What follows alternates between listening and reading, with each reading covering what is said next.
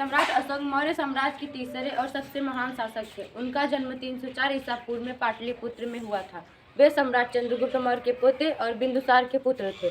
अशोक का प्रारंभिक जीवन कठिन था क्योंकि वे अपने पिता बिंदुसार के बाद साम्राज्य के सिंहासन पर बैठने के लिए अपने भाइयों से प्रतिस्पर्धा करते थे।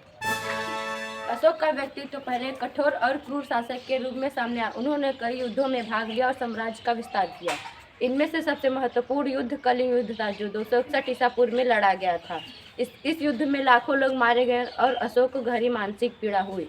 इस युद्ध के बाद अशोक ने बौद्ध धर्म को अपनाया। सम्राट अशोक ने बौद्ध धर्म को अपने साम्राज्य में फैलाया और इसके सिद्धांतों को अपनाया, जैसे कि सत्य, अहिंसा, दया और शांति। उन्होंने अपने शासनकाल में सामाजिक सुधार भी किए, जैसे कि पशु बलि पर प्रतिबंध और सार्वजनिक कल्याण के लिए कई नई योजनाएं बनाई।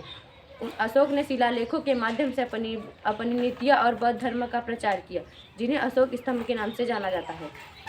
अशोक का शासन भारतीय इतिहास में स्वर्णिम युग माना जाता है, जिसमें शांति, धार्मिक सहिष्णुता और सामाजिक न्याय को बढ़ावा मिला। उनका शासन लगभग 40 वर्षों तक रहा और उनका योगदान आज भी भारत और दुनिया भर में आदर्श माना जाता है। सम्राट अशोक का निधन 232 ईसा पूर्व में हुआ, लेकिन उनका प्रभाव आज भी भारतीय समाज और संस्कृति पर कायम है।